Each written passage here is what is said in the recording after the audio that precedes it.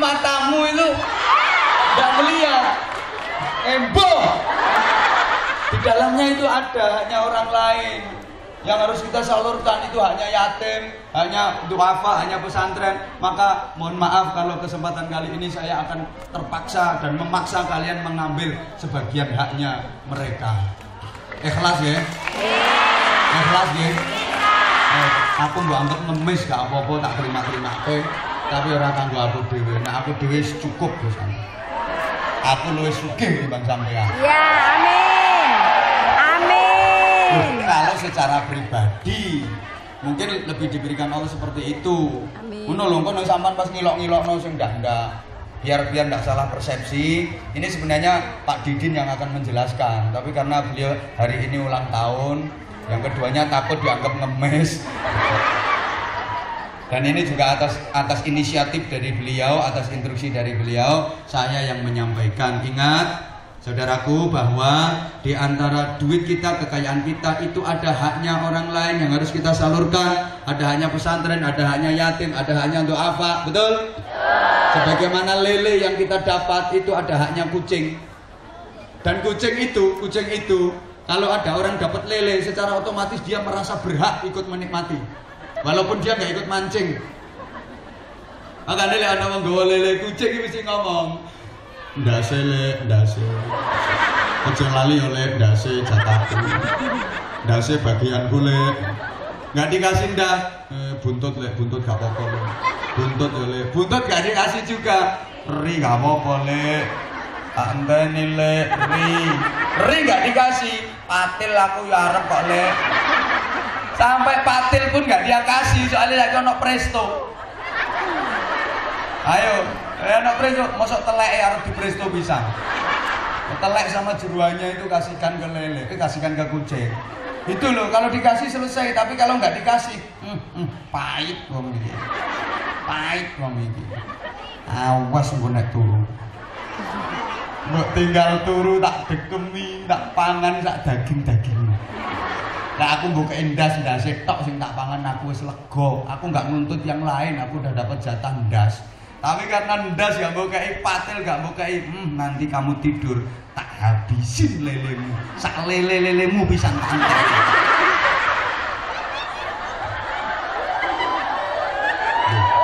Tonggomu ki ra ngono lho, tetangga sampean juga gitu kan. Sampean pulang ke Indonesia, aku paling nggak seneng kalau dibilang ke Indo.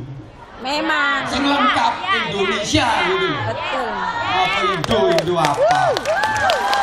Ini kalau saya keluar negeri semuanya tak bilangin. Saya ke Taiwan, ke Hongkong, ke Korea, ke Jepang, kemanapun, jangan bilang Indo, gak seneng aku. Indonesia lengkap.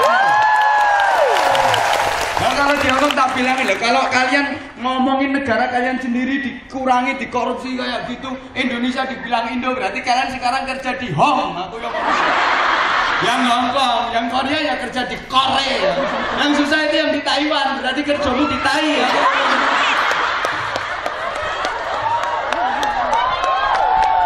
Kalian begitu pulang ke Indonesia, ikut tonggo-tonggomu kaya kucing modelnya. Mesti arep-arep selametane kapan. Nggih napa mboten? Nggih.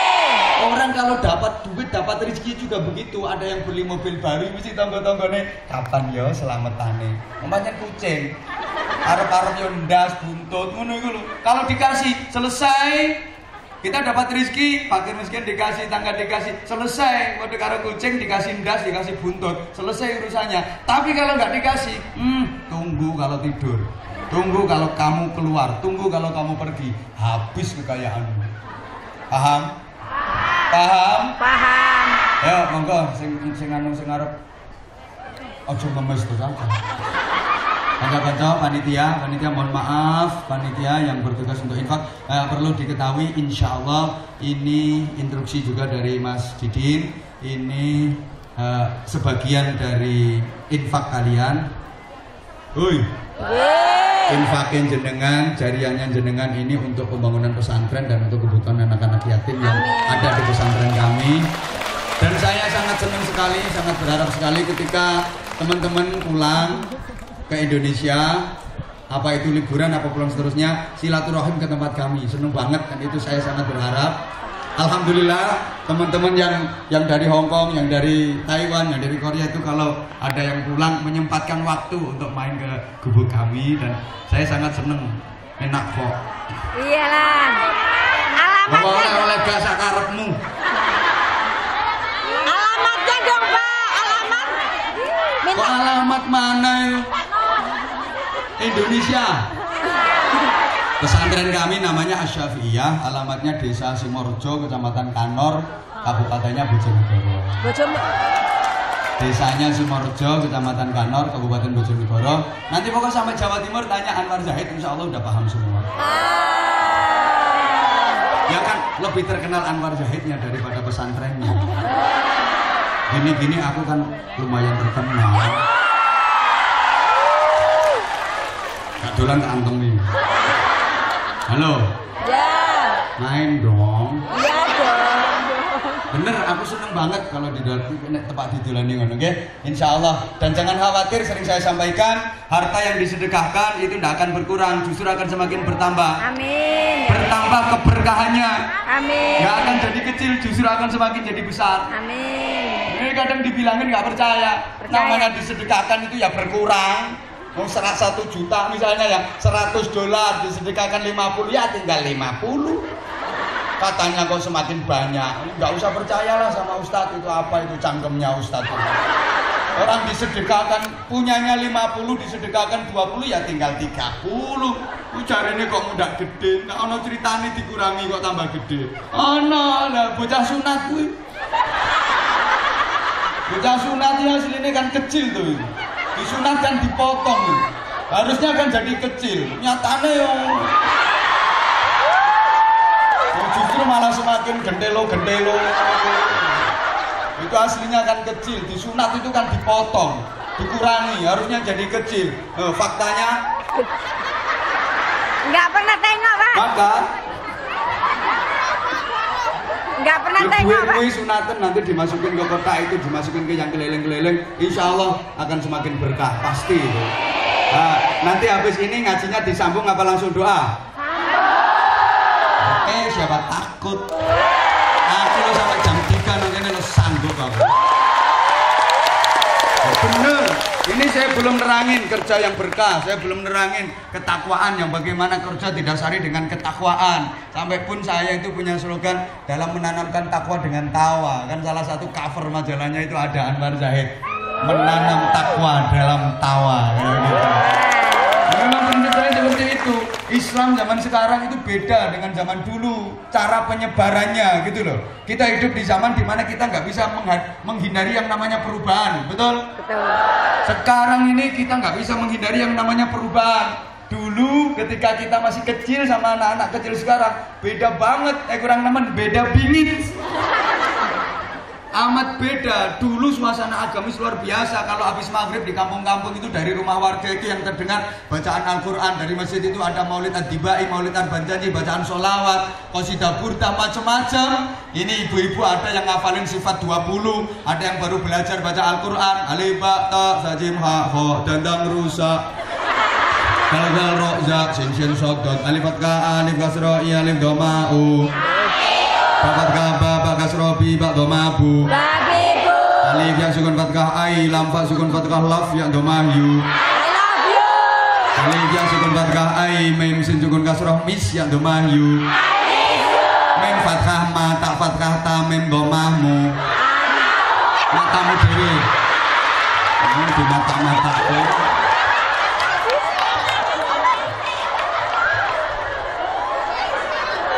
Dulu begitu. Apa coba sekarang? Kalau habis maghrib dari rumah-rumah warga itu yang terdengar suara bacaan Quran atau suara televisi? Banyak yang mentelengi Al-Quran atau banyak yang nonton sinetron? Subhanallah, padarna wiru buyutakum bisolah wa qiraatil Quran. Hiasilah rumahmu dengan sholat dan bacaan Al-Quran. Nanti disambung di belakang. Allahumma sholli ala Muhammad. Allahumma sholli. Ini udah mulai keliling? Woi.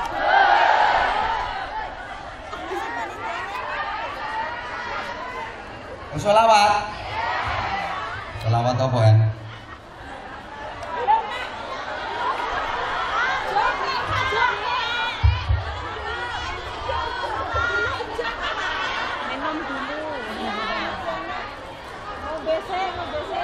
selawatan monggo. Salatullah salamullah ala taha rasulillah salatullah salamullah ala yasin. Yuk sama-sama sambil bersolawat sambil berinfak. Salatullah salamullah ala taha rasulillah salatullah salamullah ala yasin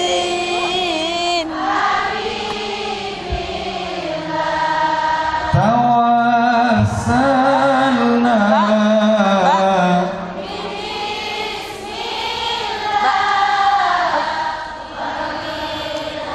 wabil hadi rasulillah wa kulli mujahidin lillah bi ahlil bait ya Allah salatullah salamullah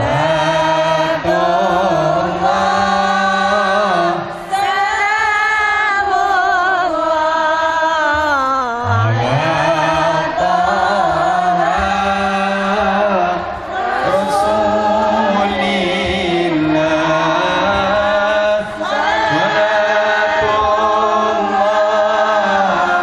salatullah salamullah ala yasin. Ilahi sallimil ummah minal afati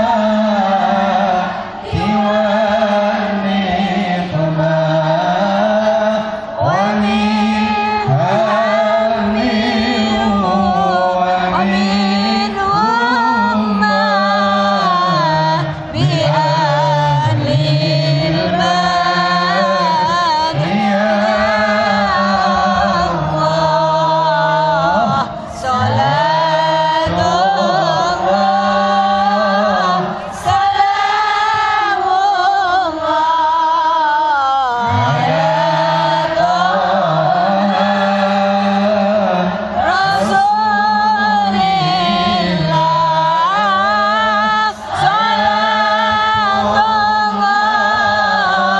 rasulillah salatullah salamullah ala yasin habibillah Allahumma sholli ala Muhammad. Allahumma sholli Sambil jalan alaihi saya lanjut ngajinya. Allahumma sholli ala Muhammad. Allahumma sholli Allahumma sholli alaihi ala Muhammad. Allahumma sholli alaihi Jadi sesungguhnya manusia itu dalam kerugian, bisa-bisa di akhirat masuk neraka kecuali satu, orang-orang yang beriman, orang-orang yang beriman. Yang kedua banyak melakukan amal soleh. Allahumma sholli ala Muhammad. Allahumma sholli alaihi Amanu wa amilus. sholihat Tolong dijawab, amanu wa amilus. sholihat Ini nggak bisa dipisah antara iman dengan amal soleh. Loro ning atunggal. Kesatuan yang satu dengan yang lain nggak terpisahkan seperti dua sisi mata uang, satu dengan yang lain saling melengkapi. Kode karo uyah sampai asin. Namanya uyah pasti asin, betul? betul Walaupun tidak semua yang asin itu uyah. Contohnya umbel. Beriman dan banyak beramal soleh. Udah siap ngajinya? Udah siap ngajinya? Siap. Beriman dan beramal Soleh. ini nggak bisa dipisah. Kenapa? Orang itu nggak akan mungkin bisa melakukan amal soleh kalau nggak punya iman. Berarti katekno aku ngomong. Katekno, Pak. Angen-angen kaya wong bentus wis. Ya kalau nggak ada yang merhatiin aku ada di sini aja. Orang itu tidak mungkin melakukan amal soleh kalau nggak didasari dengan keimanan.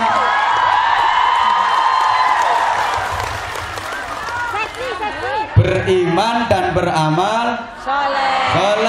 Sehingga kalau orang amalnya jelek, nggak mungkin dong kalau dia punya iman. Nggak ada alasan, jangan dibenarkan kalau ada orang ngomong, wah meskipun dia itu korupsi, tapi dia imannya kuat kok. Dia emang korupsi, tapi sebenarnya dia imannya sangat kuat. Ya nggak bener itu, kalau imannya kuat nggak mungkin korupsi. Dia emang nyuri, tapi aslinya imannya kuat. Ya nggak bener lah, kalau imannya kuat ya nggak mungkin nyuri. Wah dia rumah ke.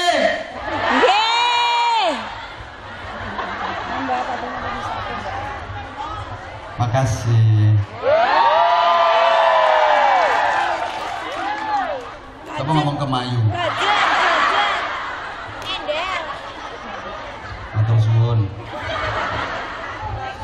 Orang kalau banyak amal solehnya itu akan semakin tebal keimanannya.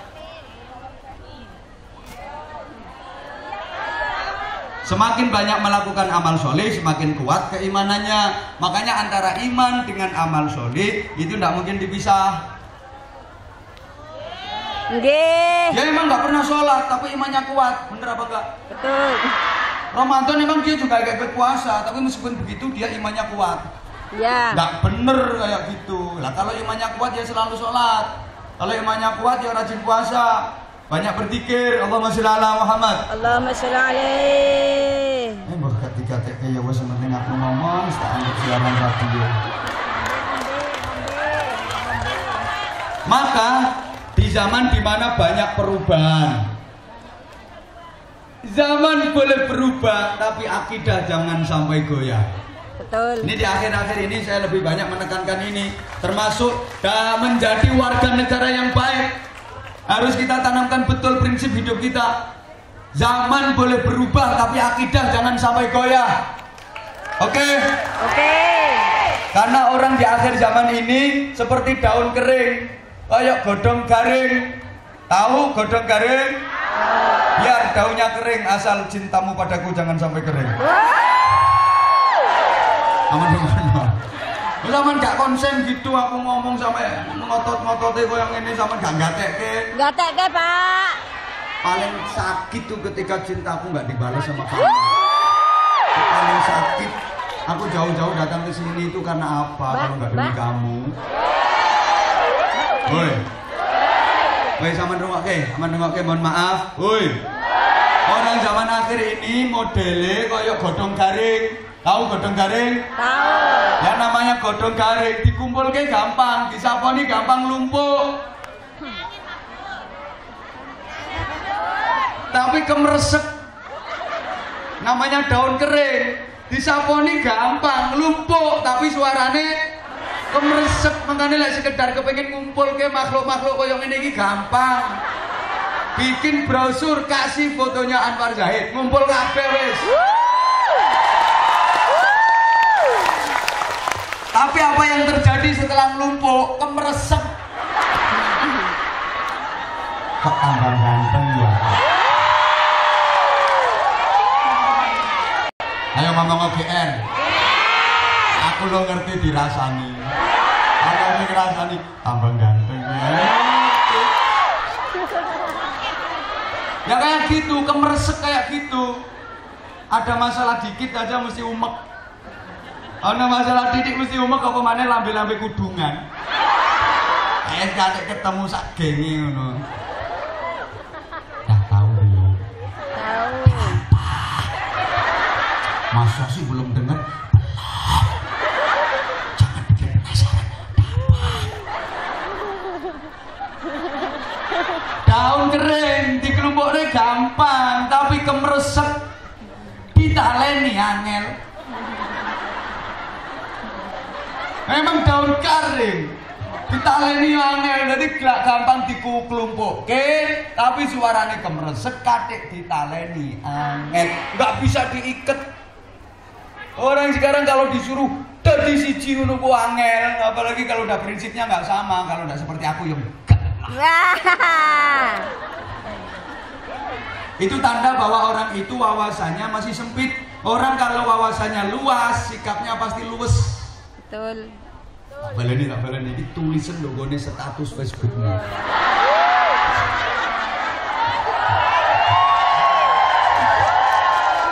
Orang itu kalau wawasannya luas, pasti sikap hidupnya luwes.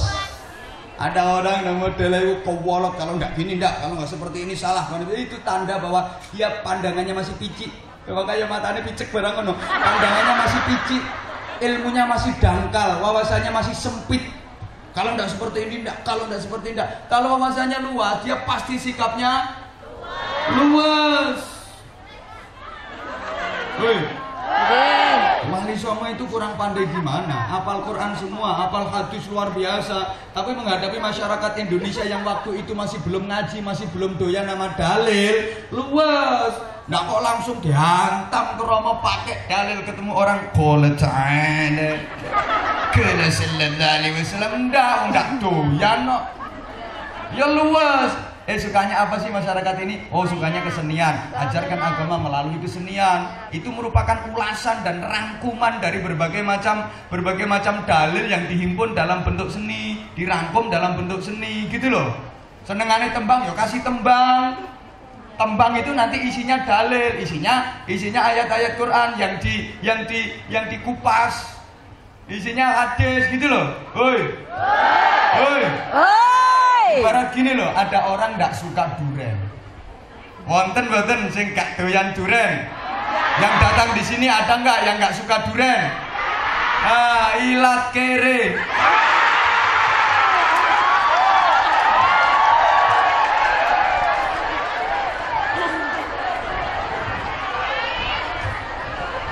Loh ya kan, itu namanya ilat kere. Orang yang nggak suka duren, ya jangan disuguhi dalam bentuk duren. Memang dia nggak suka kok, gak doyan duren, disuguhi duren. Oh mampu ya bos.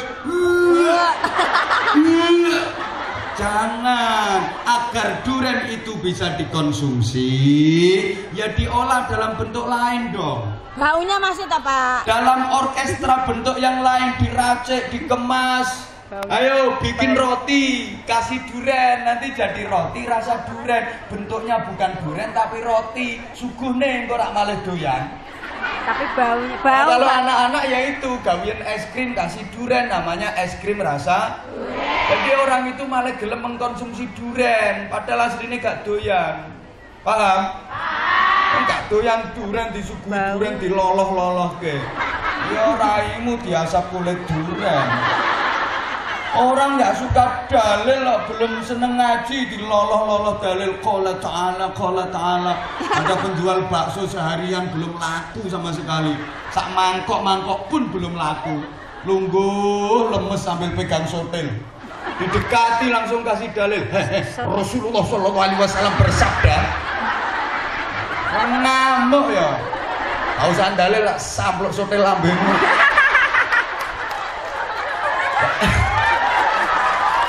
Ya kayak gitu, ibarat orang nggak suka daging sapi, jangan disuguhi daging sapi muntah.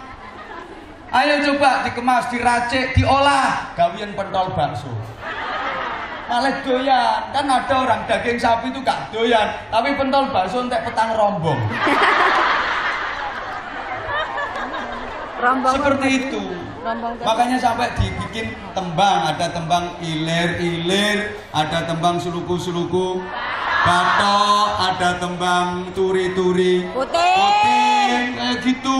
Itu isinya filosofi agama yang luar biasa. Kalaupun ada yang nggak suka, dikai tembang dolanan. Anak-anak kecil itu, anak kecil, kenapa? Kalau anak kecil seneng, otomatis ibunya ikut seneng, bapaknya ikut seneng. Mbura nyaut di calon.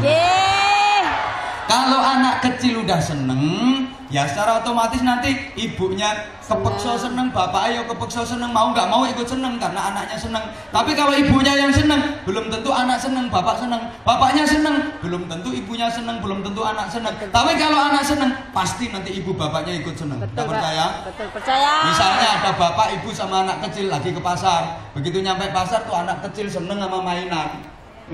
Ulo-ulonan nih, keloket. Itu anaknya langsung ngomong, "Bu, aku kepengin ulo ibu, Bu." Ibunya digeret ngikut toh. Bapak ayo ngetut ke burine. Ayo Pak, nuruti anak, Begitu sampai dipegang, "Iki Bu aku tumbas ke iki Bu, aku seneng iki." Kata ibunya, "Aja le iki contoh iki elek wis sama iki lho njupuk sing anyar." Akhirnya dibuka, dicoba karo ibuke, lho ibuke dolanan ulo-ulonan toh. Begitu pegang keloket, bapaknya usul, "Bu, kuwi warnane elek, kuwi kurang cerah. Sing iki wae lho Bu, warnane apik." Dicoba pisan karo bapake. Ya gelem ra gelem malah dolenan ulo-ulonan padha karo anak. Karena anak seneng, ibu seneng, bapak seneng. Tapi coba ibunya seneng, belum tentu anak seneng. Waktu di pasar ibunya contoh ngajak tuku BH. Digeret anaknya, begitu ibunya pegang, "Bu, gak seneng kacamata, Bu."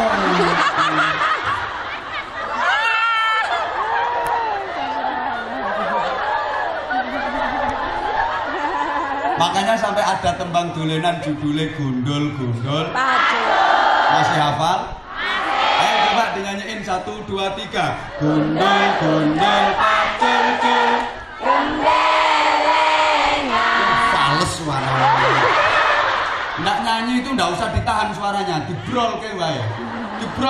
Gembelengan. Nggak usah ditahan, nanti kalau ditahan, mohon maaf, kalau daya tahannya kurang kuat, bisa-bisa nanti gitu. Malah nanti suasana di sini jadi nggak nyaman gara-gara daya tahanmu yang nggak kuat. Yuk diulang 1, 2, 3. Gondol-gondol gembelengan, nyongge gembelengan,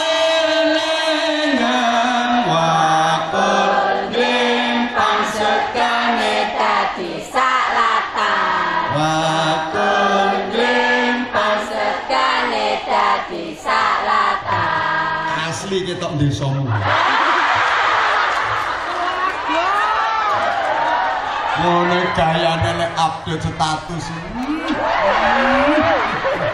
Ala-ala artis. Elengo aslimu desa nduk.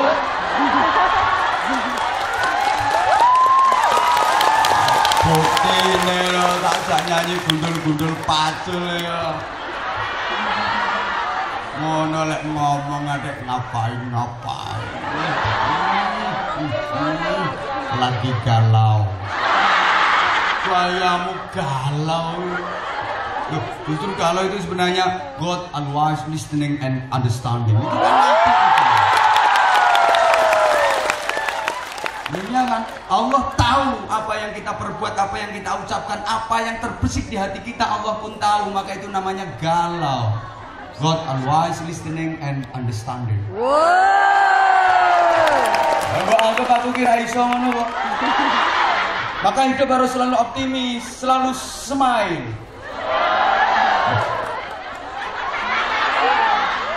Senyum itu punya kekuatan yang luar biasa. The power of smile. Itu boh. Nggak percaya.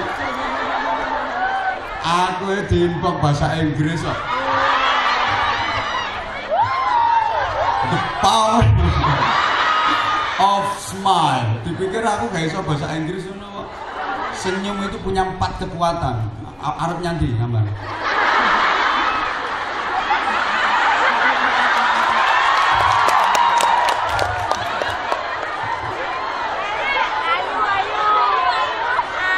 Satu rungokke. Dilanjut apa enggak nih? Belum. Senyum itu punya 4 kekuatan. Yang pertama, bukti bersyukur. Yang kedua, optimisme. Yang ketiga, bernilai sedekah. Yang keempat, antioksidan yang tinggi untuk kekebalan tubuh. Orang yang suka senyum itu nggak mudah sakit-sakitan. Betul. Enggak percaya. Sakit jiwa. Makanya kenapa kalau saya ngaji tak kemas sistem kayak gini? Ya biar kalian senyum, biar kalian ada ketawanya. Sampai sekarang itu ada terapi penyembuhan penyakit itu pakai senyum.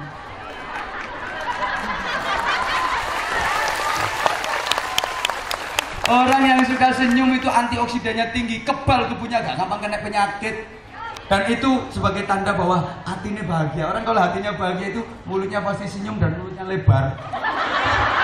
Lambe ciuti lambe bermasalah. Orang kalau seneng apian hatinya itu lambene mesti ombo. Mbak gimana mbak kabarnya? Alhamdulillah, alhamdulillah, alhamdulillah sehat. Semua sehat. Mesti lambene ombo. Loh, iya bener, lambe ciuti lambe bermasalah tak bilang ini. Bibir ciuti bibir bermasalah. Oi. Nggih. Gimana kabarnya? Baik. Gue begini. Mau tahu aja sama. Lambe ciuti lambe bermasalah. Lambe rebari lambe wong sing apik. Mohon maaf, ditakoni misalnya lagi ada orang yang salah, "Mbak saya salah, maafin ya." Ya enggak apa-apa, sama-sama.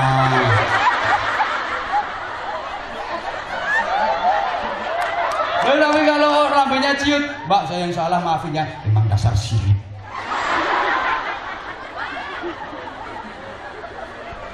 Tutup wong.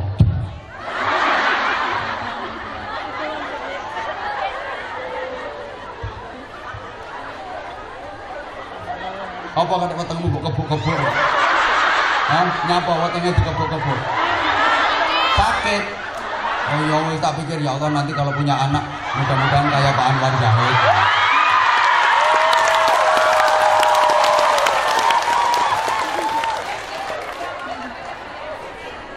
Oh ada yang bilang Pak Yai seksi ya.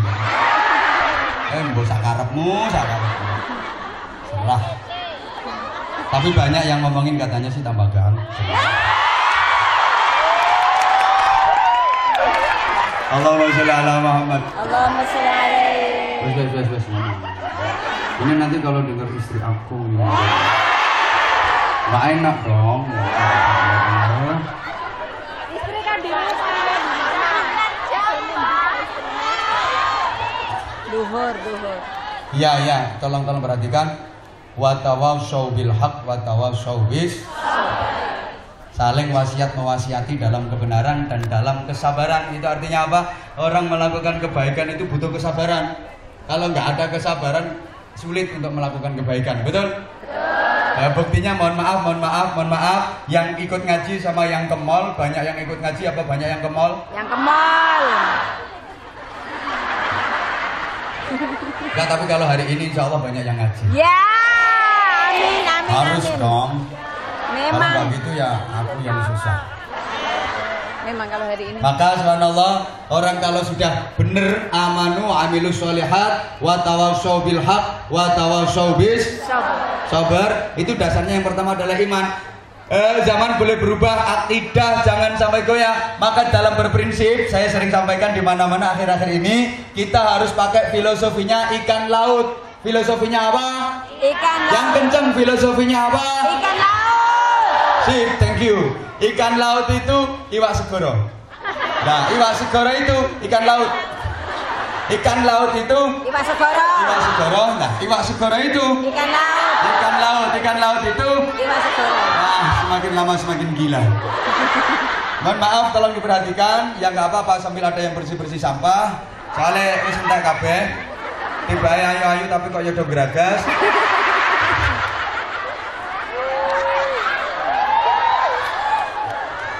Dilanjut tak ini? Lanjut. Tolong diperhatikan. Ikan laut itu Iwak segoro. wes. Ikan laut itu Iwak segoro. tolong diperhatikan. Iwak segoro itu Iwak laut. Bu. Ayo sautono maneh. Ikan laut atau iwak segoro? Ayo. Iwak segoro. Ngomong. Iwak segoro. Akan ngomong kok. Aku ngomong ikan laut, iwak segoro. Ngomong iwak segoro, ikan laut. Saya ngomong ikan laut atau iwak segoro. Ayo. Iwak segoro. Itu teman-teman, no. Meskipun dia direndam air asin bertahun-tahun, uripe nang banyu asin kan hidupnya di laut, air laut rasanya. Dia bertahun-tahun hidup di air asin, direndam air asin bertahun-tahun, tapi ikannya nggak ikut asin. Kenapa? Karena iwak urip. Ya sebab iwak urip, karena ikannya hidup. Ayo sing arep bantah monggo. Tak jongkrok nih. Aku ngomongnya tak pikir ya. Aku sampai salah omongan. Setelah temanku salah dikritiki wong akeh. Kan gitu gak tak pikir ngono. Kenapa ikan laut yang hidupnya di air asin, direndam air asin bertahun-tahun tapi nggak terpengaruh, padahal dia hidupnya di air laut, dikom banyu asin tapi nggak terpengaruh, nggak ikut-ikutan asin, nggak jadi asin karena ikannya hidup, soalnya iwak urip. Ayo gantang. Orang itu kalau hatinya hidup, kalau imannya hidup, nggak gampang kena pengaruh. Teguh prinsipnya, kuat akidahnya, nggak gampang kena pengaruh. Ya kayak ikan laut itu dikom banyu asin ya nggak katut asin. Ya, nggak mudah terpengaruh. Halo. Halo. Halo. Halo. Karena ikannya hidup, maka kalau hati hidup, iman hidup, sekalipun dikepung pengaruh jahat seperti apapun, nggak akan terpengaruh dan nggak akan ikut berbuat jahat. Sekalipun dikepung kemaksiatan seperti apapun, dikepung tempat-tempat maksiat seperti apapun, nggak akan terpengaruh dan nggak akan ikut berbuat maksiat. Silakan di lingkungannya banyak LGBT, nggak akan terpengaruh, nggak akan ikut. Kenapa? Hatinya urip karena imannya hidup. Walaupun di lingkungannya itu banyak tempat-tempat perjudian, nggak akan terpengaruh, nggak akan ikut-ikut judi. Kenapa? Ya karena hatinya hidup, karena imannya hidup. Walaupun di sebelah rumahnya itu ada night club, nah ya tulisannya kan night club.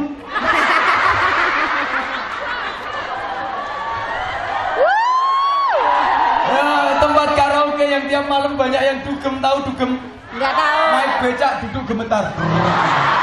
Tempat dugem itu duduk gemetar, tempat becak. Walaupun di samping rumahnya ada naik celup, tempat untuk karaoke itu tiap malam dugem. Ajak.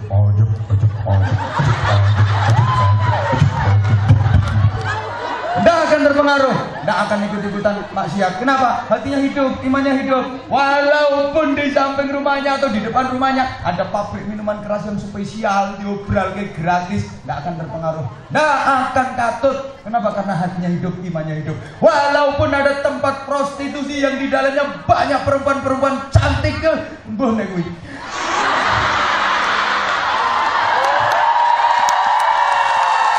Tidak akan terpengaruh, tidak akan berbuat maksiat. Kenapa? Hatinya hidup karena imannya pasti nanti sehat lahir batin. Alhamdulillah ini semuanya sehat, guys. Sehat, guys. Nah, keberkahan dan kesehatan ini sesuatu yang luar biasa. Sehat itu Amin. Penting, sehat itu berharga, sehat itu mahal. Amin. Dan lebih mahal lagi biayanya kalau sakit. Kadang gak betul ya kata omong ke. Maka sehat itu penting bingit. Penting banget sih kurang nemen. Penting bingit. Sehat yo. Sehingga sehat itu sesuatu yang harus kita minta kepada Allah dalam bentuk doa. Amin.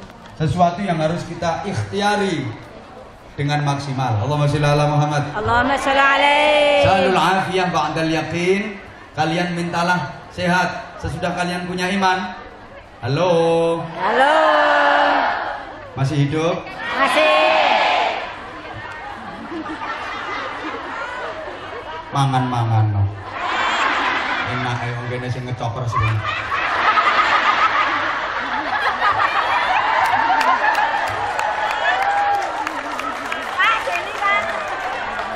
Tega dirimu. Aku lo sampai sekarang belum sarapan. Gak usah kasihan, emang belum sarapan aku. Dari hotel udah diculik, udah ditunggu jamaah. Nanti sarapannya di sana saja. Sampai sini nggak ada. Bikin ulang tahun, ikut pokok tangan. Habis itu duduk disuguhi roti situ sama kopi. Tak pikir ya sarapan bener tiba-tiba. Sampai sekarang lo belum aku. Tanya itu sama asisten saya. Ini tak bela-bela nih ngomong kayak mau ngadeg ngoceh sarapan aja dulu. Zaman kok cek enak.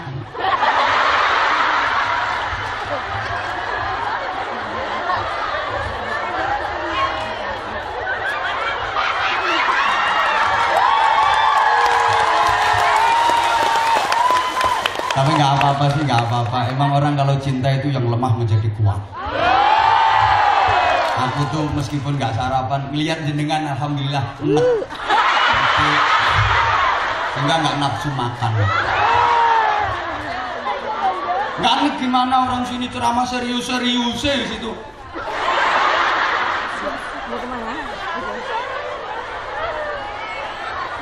Makasih yang udah ngasih hadiah spesial buat aku.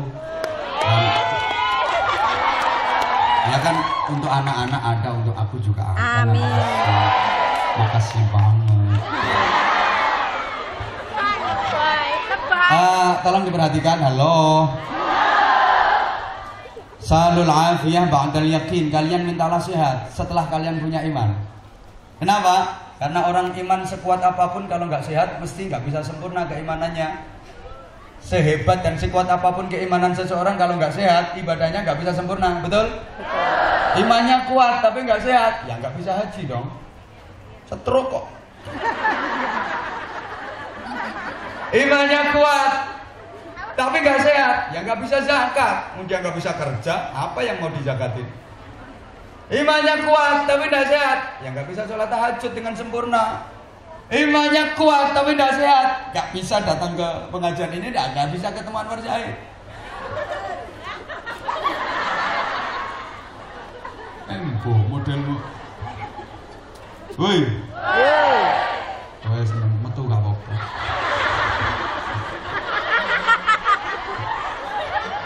Nah, untuk itu agar kita sehat tuh, sehat itu lahir batin. Kalau perhatikan, halo. Aku tuh paling nggak bisa ngomong kalau yang diomongin nggak konsen. Aku ikut-ikut jadi nggak konsen gitu loh. Tolong dong, bentar aja aku minta waktunya.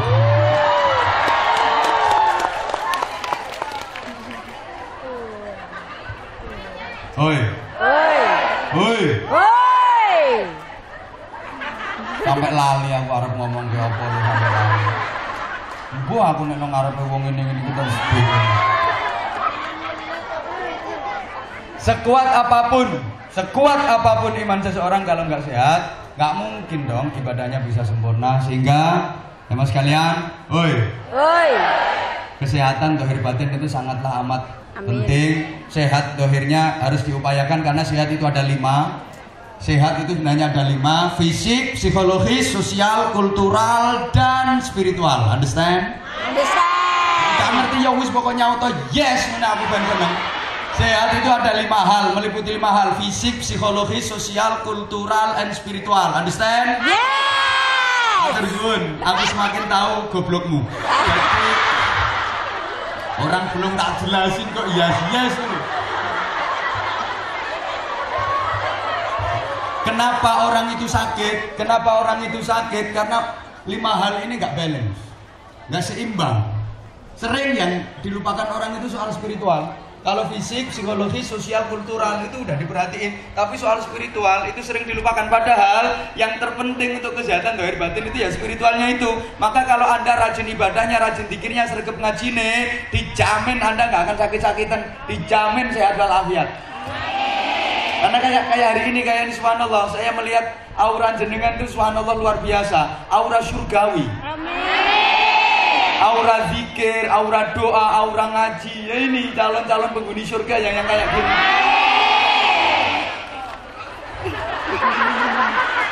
Nah iya, dan suasana seperti ini harus diciptakan memang.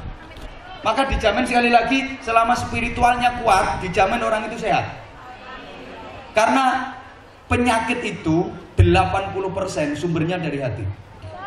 Yang dari makanan itu cuma 20%.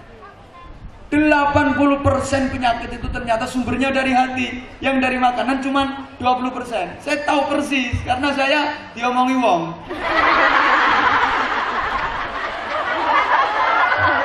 Saya tuh punya temen dokter lah, dokternya itu wong dudu gendruwo. Apa salah omongan saya? Jadi saya setelah itu saya, oh ternyata bener, berarti bener 80% sumber penyakit itu dari hati. Dari makanan cuma 20%. Kan penyakit itu gara-garanya salah dalam memulai hidup. Halo? Faktor penyebab sakit itu kan satu, pola hidup nggak bener, yang kedua pola pikir, ketiga pola makan, keempat pola gak karuan. Ini yang paling banyak menimbulkan penyakit itu yang keempat tadi. Satu pola hidup, dua pola pikir, tiga pola makan, empat pola gak karuan.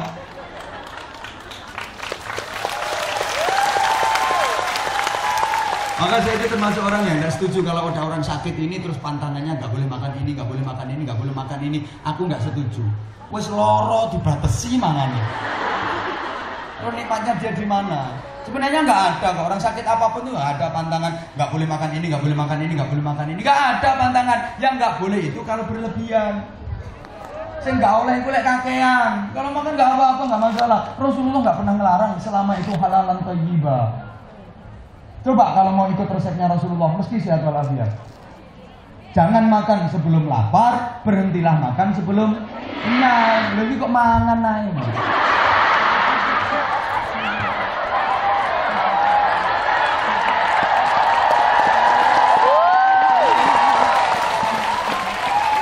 Ini loh yang bikin ceramahnya Anwar jadi dikangenin banyak orang itu. Mohon maaf. Halo. Pasti nikmat, pasti sehat kalau kita mau pakai resepnya Rasulullah. Jangan makan sebelum lapar, berhentilah makan sebelum kenyang. Nah, kita kan enggak, belum lapar udah makan, sekalinya makan kekenyangan sampai gumoh.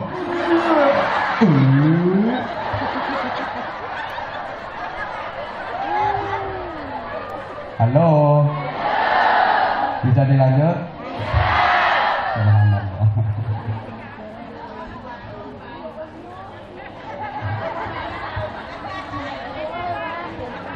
Lo telepon nona di tangan saya. Oi. Wes, nikmatnya Allah itu untuk disyukuri. Halo. Maka ngapain pakai dibatas-batasi? Aku tuh paling kasihan kadang ada suami istri datang ikut acara mantenan di prasmanan itu loh. Jalan berdua, usianya udah agak lanjut. Begitu suaminya mau ngambil sate, ditampel sama istrinya. Mas, jangan ngambil itu, penyakitmu tuh loh, penyakitmu. Baru mau ngambil sate, tak tusuk ini, ditampel. Ojo kuwi, penyakitmu. Ganti harus menyedok kekel, ditampel meneh. Kekel yo ora oleh. Darah tinggi mangan kekel. Ora oleh. Ganti lagi mau ngambil soto. Ayo apa kuwi? Ora oleh. Akhirnya suaminya mbuh. Bisa ya. Subhanallah, ini kan susah lah. Dulu waktu muda nggak punya duit, gak iso tuku. Saya kira ono gratisan kok gak oleh. Akhirnya si suami ini kena kolesterol, darah tinggi, diabetes. Bukan karena sate, bukan karena kekel, bukan karena soto, tapi karena jengkel sama istrinya. Itu penyakitnya. Gak usah lah. Syukuri, nikmatnya Allah itu disyukuri. Hidup ini untuk dirasain. Ngapain? Woi.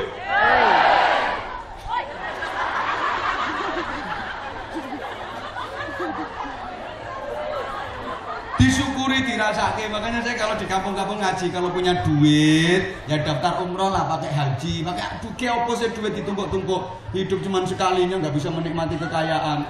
Hidup cuma sekali, nggak punya pengalaman luar negeri. Urip pisan nih nggak tahu numpak pesawat. Zaman kan sering. Tapi ya dalam rangka apa?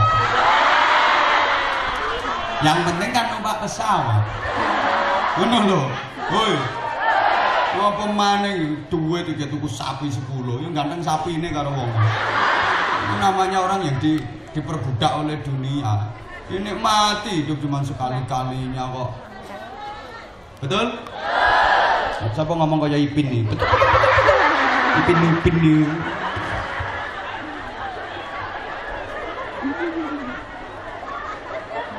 Tapi ingat, subhanallah, sekali lagi seperti yang di awal tadi, berkah itu tidak harus banyak. Karena sesungguhnya saya pernah sampaikan beberapa waktu lalu, satuan kekayaan itu bukan duit, bukan rupiah, bukan dolar, tapi satuan kekayaan itu adalah hati. Betul? Sukses di dunia ini ukurannya adalah harta dan kedudukan, tapi bahagia itu ukurannya adalah hati. Banyak orang yang sukses di dunia ini tapi hidupnya nggak bahagia. Mau tahu contohnya?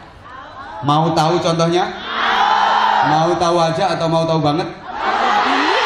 Dingin. Oh, dingin. Sukses secara materi, dia kaya raya, hartanya berlimpah. Hartanya berlimpah, melimpah ruah, bukan melimpah rejek. Melimpah ruah. Dia punya rumah 4, punya mobil 5, tapi dia kena stroke. Mobil 5 sing numpaki supire kabeh. Ditumpake geledekan disuruh mobil itu. Nikmatnya di mana hidup kalau kayak gitu? Woi. Maka sesungguhnya orang yang kaya itu adalah orang yang kaya hati. Untuk menciptakan itu jadi orang yang baik, berakhlak mulia, hidupnya berkah, amanu wa amilus sholihat. Aku sengaja tak ulet seperti ini, diterus nih. Ada beberapa hal. Yang pertama namanya al-bi'ah, suasana, bukan suasini ya. Suasana atau hauliyah, lingkungan. Lingkungan itu sangat berpengaruh dalam membentuk karakter. Allahumma sholli ala Muhammad. Terbukti ketika berada di lingkungan pengajian kayak gini, di lingkungan majelis taklim kayak gini, mohon maaf, subhanallah, pakaiannya luar biasa, islami semua. Berbusana muslimah semua. Walaupun biasanya kalau di luar majelis taklim ada yang suka minimalis, ada yang suka pakai tank top, menonjolkan yang sudah menonjol. Ya kalau di pengajian kan pasti pakai jilbab walaupun dapat pinjem.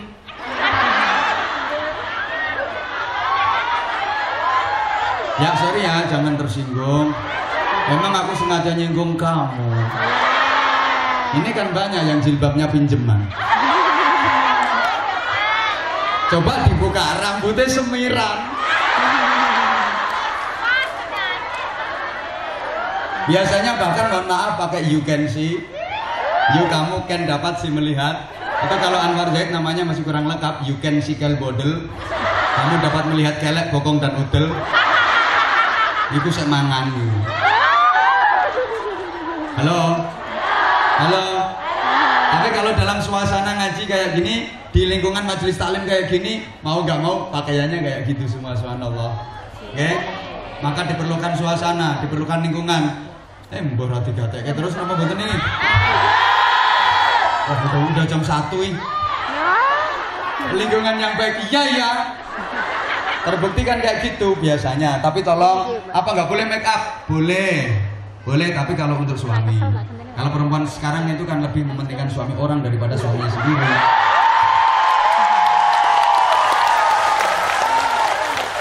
Ya, kalau lagi mau ketemu suami orang, make upnya nggak cukup 3 jam.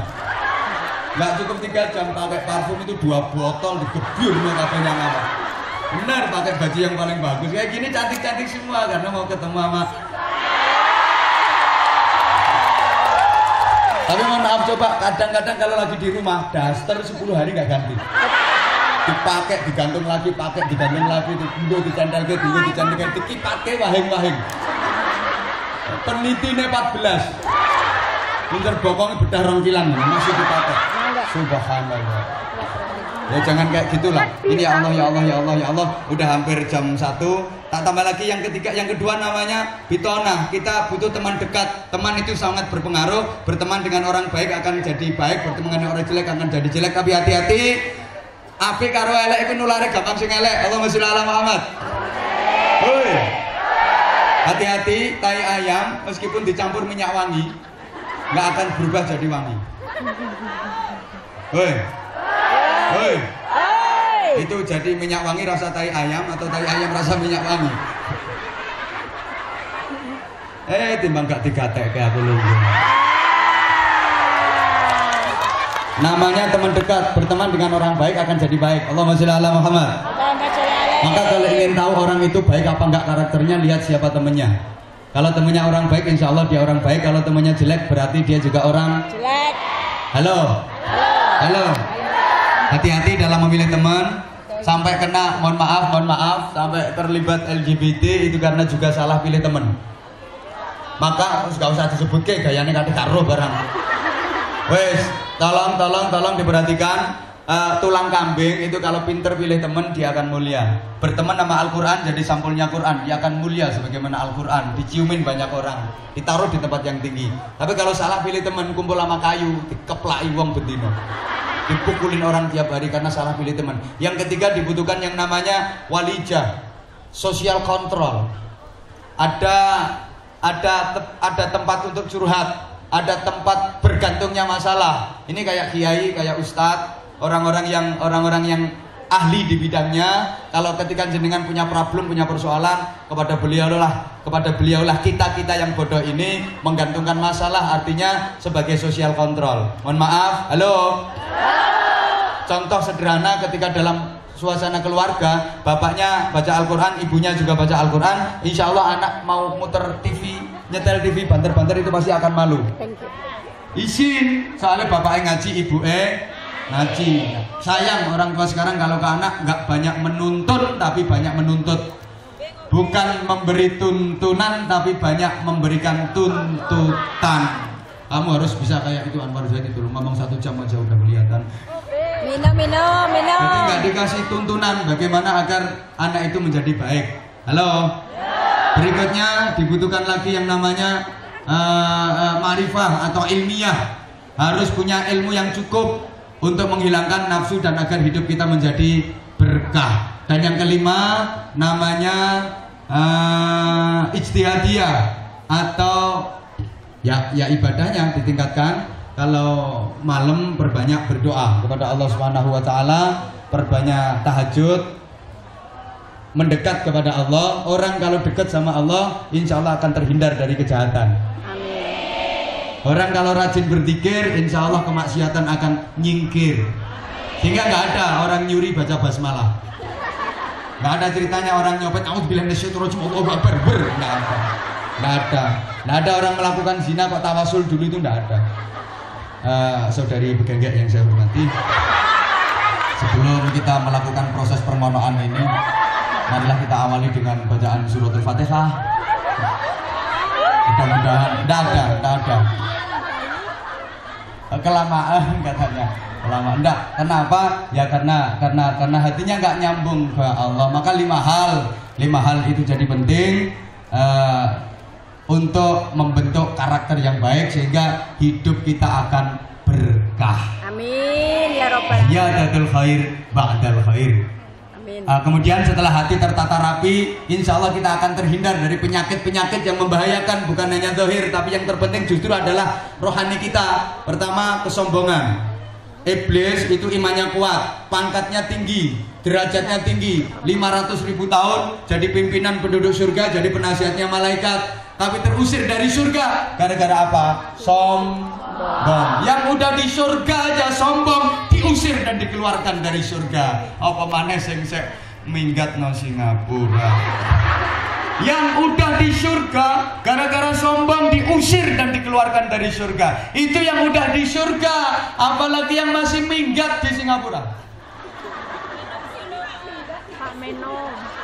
Yang mau disombongin itu apa? Orang sombong itu yang bagaimana? Orang yang merasa dirinya lebih besar, lebih baik, lebih tinggi daripada orang lain. Maka sesungguhnya orang itu rendah. Saya sering sampaikan, tolong perhatikan, orang yang sombong itu seperti orang yang berada di puncak gunung. Dia berdiri di puncak gunung, maka dia melihat orang-orang yang di bawah itu kecil semua. Dia menganggap orang-orang yang di bawah itu kecil semua. Wah, mau nangis surga cili-cili.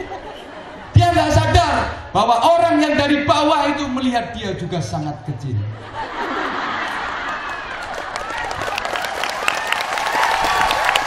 Gitu, saya ulang. Orang sombong itu seperti orang yang berada di atas gunung, orang yang berada di puncak gunung. Karena dia berada di puncak gunung, maka dia melihat orang-orang yang di bawah itu kecil semua. Emang dilihat dari atas.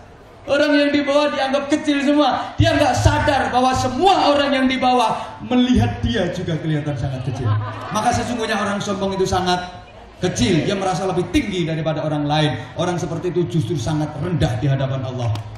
Man tawadhu'a lillah rafa'ahullah. Siapa yang tawadhu, rendah hati karena Allah. Mohon maaf, bukan rendah diri tapi rendah hati karena Allah, maka akan diangkat derajatnya setinggi-tingginya sama Allah. Maka pesan saya, rendahkan hatimu serendah-rendahnya hingga tak seorang pun yang akan dapat merendahkanmu.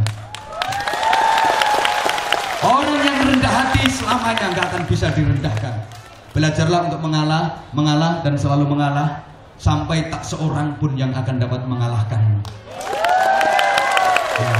Kata-kataku tulung gawean status. Soalnya yang kayak gitu. Oke, kadang-kadang dibilangin kayak gini suka ngebantah. Wong dikongkon ngalah terus dienggo kalah-kalahan. Wong dikongkon ngerendah terus dadi ndek-ndekan. Wong kon sak ngisore wong terus. Wong kon ndok ngisor terus. Justru wong sing sak ngisore ini ndak terkalahkan. Nggak akan pernah rendah dan nggak akan pernah terkalahkan. Wong sak ngisore selalu di bawahnya, dipukul nggak kena wong di bawahnya. Tangi sore, diantem ya nggak kena, selalu tangi sore. Paham? Paham? Mau dikon ngalah terus ya, jadi ketibal. Jangan lupa, ketibal jangan dianggap remeh kata orang Jawa. Ketibal itu tanah, dan tanah itu makhluknya Allah yang paling nerimo. Maka bahasa Arabnya ardun, artinya ridho. Lego-legoan rimo, diapa-apa ke manut, nggak pernah protes. Diinjak-injak mau dia, diduduki mau dia, itu tanah. Dicangkul mau, dicuples mau, dibakar pun dia mau, dikencingin juga mau. Ya karena tanah itu karakternya seperti itu, maka semakin lama harganya semakin mahal.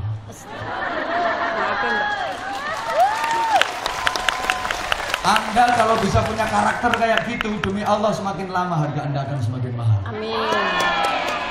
Benar. Betul. Karena nilai seseorang itu bukan dari dohiriahnya. Ingat, saya pernah sampaikan, rumah yang bagus bukan karena biaya pembuatannya 10 miliar atau 20 miliar, bahan bangunannya serba kristal dan semuanya impor dari luar negeri. Ya mesti nggak usah impor ke Ngawi. Lama impor ke Madiun barang ini. Halo. Halo. Woi. Terus perabot rumah tangganya semuanya serba kristal. VIP lux eksklusif, ruangannya ber-AC semua sampai kamar mandi, kamar WC itu pun ber-AC. Lah omahmu kan saya AB angin berobos. Bukan itu, tapi bagusnya rumah tergantung orang-orang yang ada di dalamnya. Betul? Ya Allah. Meskipun rumah sederhana, tapi keluarganya bahagia, ahli ibadah, suami solih, istri solihah, anak-anaknya dzurriatan thayyibah. Itulah rumah yang baik. Amin. Ya Allah. Sebaliknya rumah itu seperti rumah demit. Tapi kalau isinya keluarga yang selalu cekcok, selalu congkrah, berantakan, tidak ada yang ahli ibadah, itu rumah yang jelek. Sama, baju juga begitu. Baju yang bagus itu bukan harganya yang 10 miliar, tapi tergantung pemakainya, tergantung yang ada di dalamnya. Mohon maaf, bandrolnya regane 20 miliar rupiah, atau misalnya 2.000 dolar, harganya 200.000 dolar Singapura. Tapi yang memakainya itu mohon maaf, akhlaknya buruk, delonde. Maka demi Allah baju itu nilainya murah, betul? Meskipun baju itu kainnya titron, kayak korden, kuaku jahitannya arang-arang, tapi yang pakai perempuan-perempuan mulia seperti Anda ini. Bendol nasi. Yang rajin ngajinya, yang bagus akhlaknya, yang ahli ibadah, demi Allah baju itu menjadi mahal nilainya. Betul? Betul? Itulah hidup yang berkah. Maka pekerjaan pun harus begitu. Pekerjaan yang berkah itu adalah pekerjaan yang penuh nilai kebaikan dan manfaatnya untuk kebaikan. Sama-sama kita bermohon kepada Allah Subhanahu wa taala, mudah-mudahan semua saudara-saudaraku yang hadir di sini, aku sih sebenarnya masih kangen berat sama kamu. Mungkin saestu kula asline sih. Iya, yang Madiun, yang Magetan, yang Blitar, yang Ngawi semuanya.